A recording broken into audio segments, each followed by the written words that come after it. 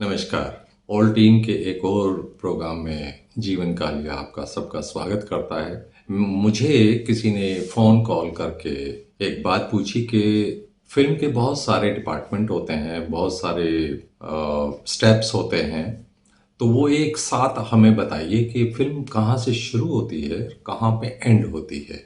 यानी कि इसको इस तरीके से ले लीजिए कि एक कॉन्सेप्ट बनता है और सेंसर बोर्ड में फिल्म पास होती है, रिलीज होती है। वहाँ के बीच में जो स्टेप्स उठाए जाते हैं, वो सारा का सारा जो डिटेल्स है वो आप हमें बताइए। तो ये वीडियो एक कह लीजिए एक सीरीज वाइज जो है सारी चीज़ें मैं बताते बताते इस वीडियो में मैं डाल दूंगा कि सबसे पहले कहाँ से बात शुरू होती है और कहाँ पे एंड होती है। तो शुरू करते हैं। फिल्म जो है वो बेसिकली एक प्रोड्यूसर का सपना होता है। एक प्रोड्यूसर जो है वो एक ड्रीम लेता है कि मुझे जो है समाज के लिए या मुझे अर्निंग के लिए या मुझे अपना शौक पूरा करने के लिए एक फिल्म बनानी है। तो कहानी वहाँ से शुरू होती है फिल्म की। तो वहाँ पे जब प्रोड्यूसर जो है जब ये सोच लेता है कि मुझे एक फिल्म बनानी है, तो वो अपने उस टेस्ट के हिसाब से सबसे पहले एक स्टोरी, एक स्क्रिप्ट, एक स्क्रीन प्ले, जो भी फॉर्मेट आप कह लीजिए, वो सबसे पहले खरीदता है। या कह लीजिए वो एक राइटर को हायर करता है या किसी भी राइटर से वो स्टोरी या स्क्रिप्ट या स्क्रीन प्ले ले लेता है। इसके बाद बारी आती है डायरेक्टर को हायर करने की। प्रोड्यूसर को ये पता है कि जो ये स्टोरी है, इसका जो जॉनर है, चाहे वो एक्शन हो, चाहे वो लव स्टोरी हो, चाहे वो फैमिली ड्रामा हो, चाहे वो किड्स हो, चाहे वो हॉरर हो, वट एवर, तो जो मेरी स्टोरी है उसको कौन डायरेक्टर है ऐसा जो सही तरीके से पिक्चराइज कर सके, सही तरीके से डायरेक्ट कर सके और सही तरीके से उस फिल्म को पूरा बना सके। तो उसके बेस पे, उस स्टोरी के बेस पे प्रोड्यूसर जो है वो एक डायरेक्टर को हायर करता है। जब डायरेक्टर हायर हो जाता है तो डायरेक्टर जो है, अगर मान लीजिए उसने कहानी खरीदी प्रोड्यूसर ने, तो डायरेक्टर जो है वो बाकायदा उसकी स्क्रिप्ट लिखवाता है, उसका स्क्रीन प्ले लिखवाता है और उसके डायलॉग लिखवाता है।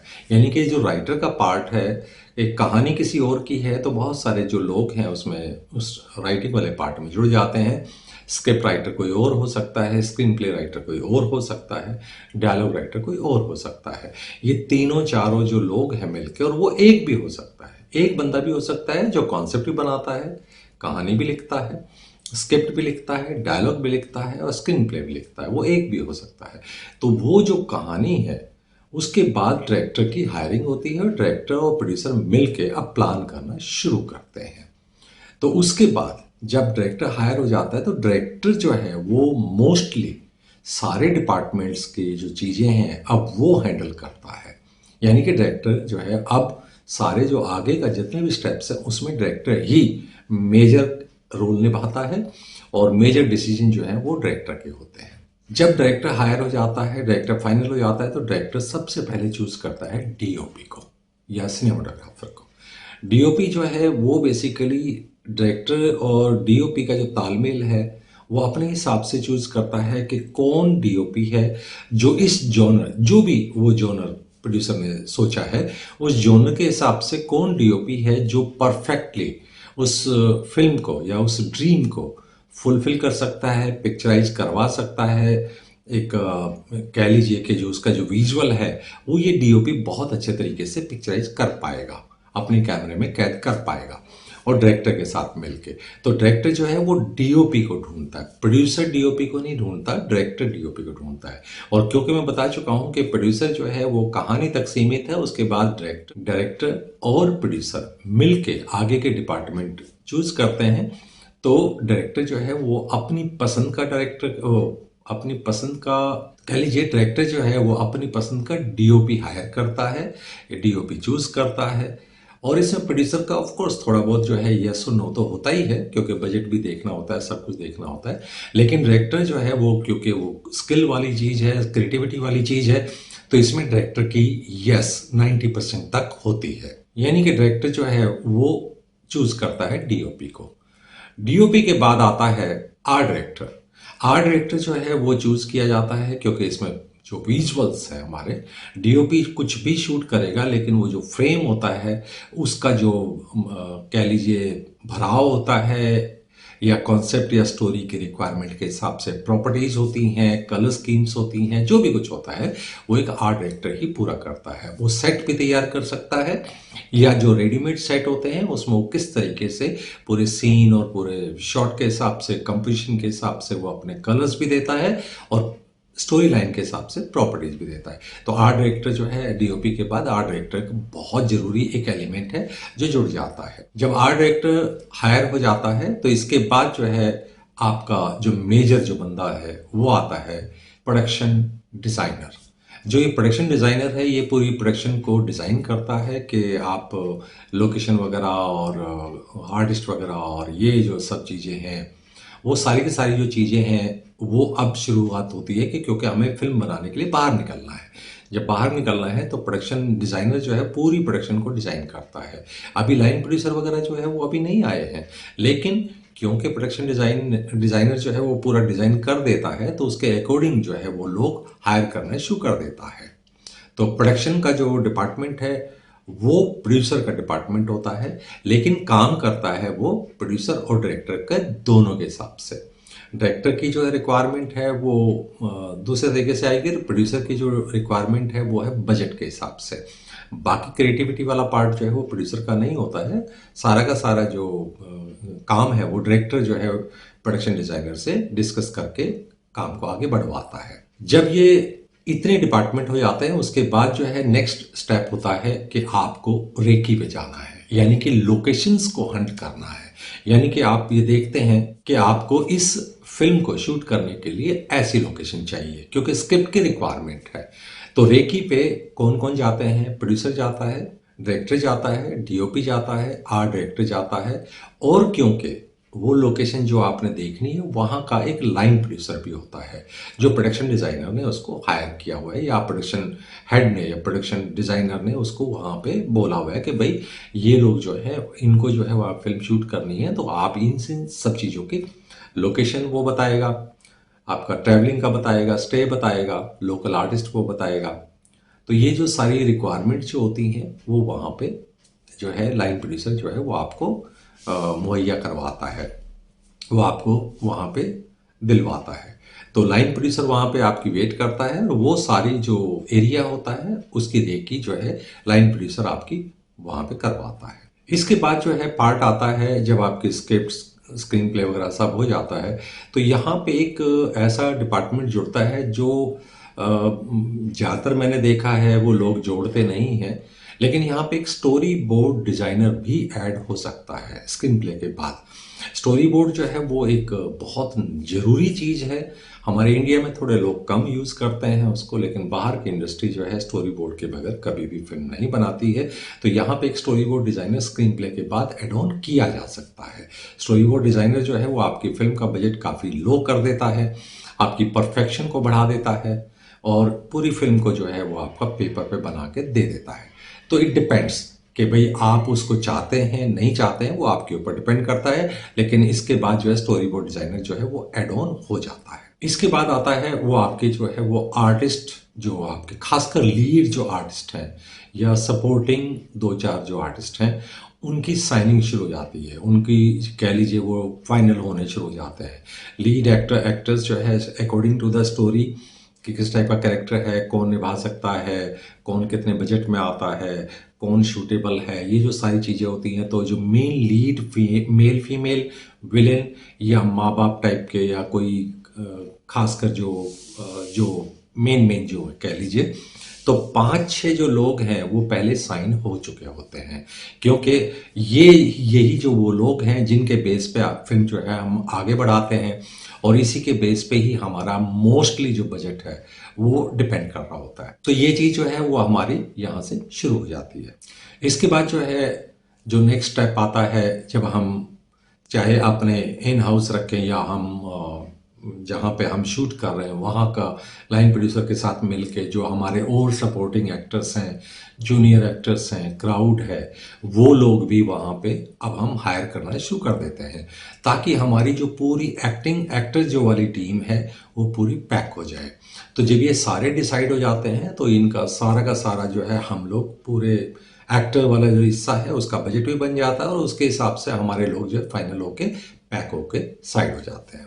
तो ये लाइन प्रोड्यूसर की हेल्प से हो जाता है, जो वहाँ के लोकल जो लोग हैं, क्योंकि सब लोगों को एक जगह से दूसरी जगह हम शिफ्ट नहीं करते हैं, हम लोकल आर्टिस्ट वहाँ पे जरूर हायर करते हैं। उसके बाद जो नेक्स्ट स्टेप है वो है कॉस्ट्यूम डिज़ाइन और मेकअप। ये दो लोग जो है हायर किए जाते हैं। कॉस्ट्यूम जो डिपार्टमेंट होता है उसमें कॉस्ट्यूम डिज़ाइनर होता है, मास्टर जी होते हैं, ये वो सब जो भी है 4-5 लोगों का एक ग्रुप होता है। जो कॉस्ट्यूम डिज़ाइन है वो डिपेंड करता है भाई स्टोरी की रिक्वायरमेंट क्या है, क्या ये एक एपिक है या कोई हिस्टोरिकल है या कोई मॉडर्न टाइम की है। तो उसके अकॉर्डिंग जो रिक्वायरमेंट होती है उसके अकॉर्डिंग जो है कॉस्ट्यूम डिज़ाइनर कॉस्ट्यूम तैयार करना शुरू कर देता है, क्योंकि उसके पास फाइनल हीरो हीरोइन या सपोर्टिंग एक्टर्स या विलेन जो है वो फाइनल हो चुके होते हैं। तो उनके जो नाप तोल होते हैं, फिजिक के जो नाप तोल होते हैं, उसकी पर्सनैलिटी के हिसाब से जो है फिर कॉस्ट्यूम बनना शुरू हो जाती है। तो वो फिर अपना काम शुरू करता है। इधर मेकअप मैन भी अपना थोड़ा काम शुरू कर देता है, क्योंकि वो स्क्रिप्ट पढ़ के देख लेता है कि ये आर्टिस्ट किस कैरेक्टर को निभा रहा है, तो उसकी कॉस्ट्यूम किस टाइप की है, तो उसका हेयर स्टाइल कैसा हो या उसका जो मेकअप है वो किस टाइप से हो। ये सारी सारी जो चीज़ें हैं उसके ऊपर वो लोग काम करना शुरू कर देते हैं। तो अब मेकअप और कॉस्ट्यूम डिज़ाइनर जो है वो डिपार्टमेंट जो है वो फाइनल होना शुरू हो जाता है। इसके बाद एक पैरेलल आपका जो है एक डिपार्टमेंट होता है जो हमारी शूट पे जो है थोड़ा नहीं रहता है, लेकिन एक जो चीज़ है कि भाई हम अपनी अपनी स्क्रिप्ट के हिसाब से देख लेते हैं कि भाई हमें सॉन्ग्स चाहिए कि नहीं चाहिए। अगर हमें सॉन्ग्स चाहिए तो एक डिपार्टमेंट जो है वो पैरेलल अपना साइड बाय साइड काम कर रहा होता है, जिसमें आपका लिरिक्स होता है, जिसमें आपका म्यूज़िक होता है, म्यूज़िक अरेंजिंग होती है, स्टूडियोज़ होती हैं। ये सारा सारा जो काम है वो पैरेलली चल रहा होता है, क्योंकि कई बार क्या होता है शूट से पहले हमें जो है सॉन्ग चाहिए होते हैं, क्योंकि उनकी लिपसिंग वगैरह की बात होती है, या उस जगह पे हमें उसकी चाहे वो फाइनल सॉन्ग ना भी बने कोई बात नहीं, डमी तो हमें चाहिए क्योंकि ड्यूरेशन पकड़नी होती है हमें। तो वो जो सॉन्ग्स होते हैं वो हम लोग बनवा लेते हैं। वो सॉन्ग जब बन जाते हैं तो उसके बाद हम उनको शूट पे लेके जाते हैं, ताकि उनकी लिपसिंग के हिसाब से हम अपने गाने को शूट कर सकें। तो इट डिपेंड्स कि भाई कई बार फिल्में जो है नहीं होती हैं सॉन्ग के साथ, लेकिन कई फिल्में जो हैं वो सॉन्ग्स के रिक्वायरमेंट में आते हैं, तो हम म्यूज़िक जो है वो साइड बाय साइड बनवाते रहते हैं पैरेलली। इधर हमारी ये तैयारी चल रही होती है, उधर म्यूज़िक की भी तैयारी चल रही होती है। जब ये बहुत सारे जो डिपार्टमेंट है जो अपने अपने, इसमें बहुत डिटेल में मैं नहीं जा रहा हूँ, लेकिन मैं हेड्स को पकड़ता जा रहा हूँ। तो जब ये सारी चीज़ हो जाती है तो उसके बाद फिर जो है जब हमारे पास मोटी मोटी चीज़ आती है तो अब हमारा बजट बनना शुरू हो जाता है। बजट हम बनाना शुरू करते हैं कि ये यहाँ तक का मेकिंग तक का जो बजट है वो हमारा क्या होगा, आर्टिस्ट ने कितना लिया, डायरेक्टर ने कितना लिया, कॉस्ट्यूम में कितना लगा, मेकअप कितना है, लोकेशन का क्या है, ट्रैवलिंग क्या है, खाना पीना क्या है, स्टे क्या है। ये जो सारी चीज़ें हो रही होती हैं इसका एक बजट बन जाता है। ये यहाँ तक का आता है कि जब हम इसको पोस्ट तो हम बाद में देखते हैं, पहले हम ये वाला जो बजट है वो यहाँ तक का बना लेते हैं। बाकी ये है कि जब हम बजट बनाते हैं तो हम पोस्ट का भी पूछ के ही उसमें ऐड ऑन कर देते हैं, ताकि हमारा मेन बजट जो है वो हो जाए। हाँ, बजट जब बनता है तो 19-20 रहता ही है, फाइनल बजट तो कोई ऐसा नहीं है। कहीं ना कहीं कुछ ना कुछ मिसलेनियस जो है वो खर्चे घट भी सकते हैं, बढ़ भी सकते हैं, वो एक अलग होता है, लेकिन 19-20 जो है हमारा जो बजट है वो आ जाता है। मान लीजिए हमारा 50 लाख आता है तो वो 55 लाख भी हो सकता है, 45 लाख भी हो सकता है। तो 5-10 लाख जो है ऊपर नीचे करके हम अपने एक एस्टिमेटेड जो बजट है वो अब हम इस स्टेज पे बना लेते हैं। इसके बाद जो है डायरेक्टर बनाता है शूट शेड्यूल, क्योंकि अब सारे जो आर्टिस्ट लोग हैं, आर्टिस्ट के जो डेट्स हैं, अवेलेबिलिटी है, और ये सब चीज़ें लोकेशन की अवेलेबिलिटी है, सब लोगों की अवेलेबिलिटी है, उसके हिसाब से फिर वो एक शूट शेड्यूल बनता है कि मुझे किस दिन शुरू करना है, किस दिन मुहूर्त करना है, और कौन से सीन पहले करने हैं, कौन से सीन बाद में करने हैं। तो वो जो शूट शेड्यूल है ये डायरेक्टर ही बनाता है, क्योंकि डायरेक्टर के पास सारी इन्फॉर्मेशन इकट्ठी कलेक्ट हो जाती है, तो वो फिर डायरेक्टर जो है उस शूट शेड्यूल को बनाता है। तो इसके बाद शूट शेड्यूल जो है वो आपका बन जाता है। उसके बाद शूट शुरू हो जाता है। जिसको मेकिंग ज़्यादातर बोलते हैं। ये शूट जो है वो आपका जो है कितने दिन भी चल सकता है, वो डिपेंड करता है कि आपका शूट शेड्यूल क्या है। तो वो शूट जो है वो आपका स्टार्ट हो गया, इसको मेकिंग के तौर पे हम लोग ज़्यादा बोलते हैं। इसके बाद जब वो रॉ शूट होता है, जब आपका शूट खत्म हो जाता है, जब रॉ शूट होता है तो अब आपको ये पोस्ट प्रोडक्शन डिपार्टमेंट को देना होता है, जिसमें एडिटर जो है वो अपना काम करता है, बीजीएम वाला अपना काम करता है, डीआई और सीसी वाला अपना काम करता है।